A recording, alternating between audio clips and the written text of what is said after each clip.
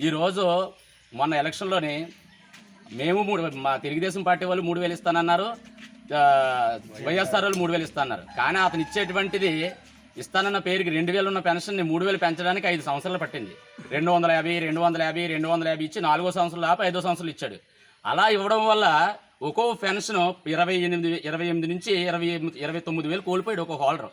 అంటే నేను దీనికి ఎందుకంటున్నానంటే, మనిషి అయి పుట్టిన తర్వాత ఇంతకు పని చేసేవాడు ఎవడో, పనికి మాలినవాడు ఎవడో గుర్తించుకోవాల్సిన ఆలోచిస్తున్నాను. ఎందుకంటే ఈరోజు ఎలక్షన్లో పంచితే నాకు గట్టిగా పంచితే 1000 ఇస్తాడు, 2,000 ఇస్తాడు. కానీ ఒక్కో వ్యక్తి పెన్షన్ వాళ్ళు 28,000 రూపాయలు కోల్పోయాడంటే ఒకసారి అర్థం చేసుకోవాల్సిందని ఆలోచిస్తున్నాను.